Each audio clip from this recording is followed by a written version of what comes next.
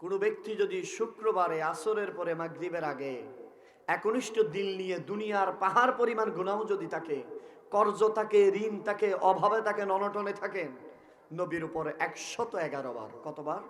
111 বার এই দুরূদ শরীফটা আল্লাহুম্মা সাল্লি আলা সাইয়্যিদিনা মুহাম্মাদিন নবিয়্যিল উম্মি ওয়া আলিহি ওয়া সাল্লিমু তাসলিমা 111 বার যদি আসরের পরে মাগরিবের আগে এই দোয়াটা পড়েন, এই দুরূদ শরীফটা পড়েন, আমার আল্লাহ নবীজির উসিলায় আপনার সকল মুশকিলকে হল করে দিবেন, সকল পেরেশানিকে দূর করে দিবেন, সকল তামান্নাকে আল্লাহ পূরণ করে নেবেন। নবীর দুরূদ সালাম সুবহানাল্লাহ বলেন, আরো জোরে বলেন সুবহানাল্লাহ। সেই আশকে রাসূলের দৃষ্টান্ত যদি আমি আপনাদেরকে দিই, তাহলে নবীজির সাহাবী হযরত আনাস বিন মালিক, জোরে বলেন সুবহানাল্লাহ। নবীজি ওনার ঘরে আরাম করতেন। উনি নবীজির কয় বছরের খাদেম ছিলেন? 10 বছরের। কত বছরের? আনাস বিন মালিক বলেন, আমি 10 বছরে কখনো দেখি নাই আমার নবী কোন একটা কিছু মিস্টেক করতে, সুবহানাল্লাহ।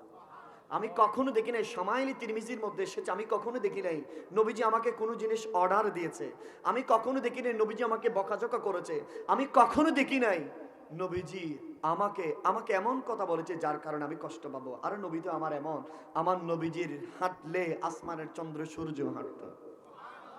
সে আনাস বিন মালিক বলছেন, আমার নবীজি একদিন আমার ঘরে আরাম করতেছেন, সুবহানাল্লাহ। খেজুরের চাটাই চিনেননি?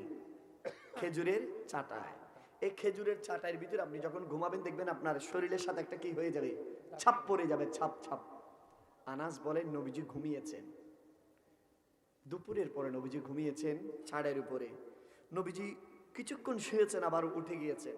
নবীজির নোরানি শরীর মোবারকে চাটাইয়ের ছাপ লেগে গেছে। আর আমার দৃশ্য, আমি দেখছি ওই চাটাইয়ের দিকে, দেখতেছি নবীজির ঘাম মোবারক চাটাইয়ের সাথে লেগে আছে।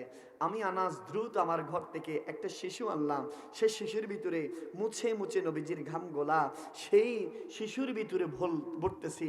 আর আমার ভিতরে এটা বলে বলে আমি তৃপ্তি পেতাম। মক্কার মানুষরা আমাকে বলতো, আনাস রে তুমি এই সুগন্ধি কই পাও? আনাস বলেছিল, এই সুগন্ধি পৃথিবীর কায়নাতের ভিতরে কোথাও পাওয়া যায় না, এটা কোনো ঘরে পাওয়া যায় না, কোনো সুগন্ধির না, এটা হচ্ছে নবীজির ঘাম মোবারকের সুগন্ধি।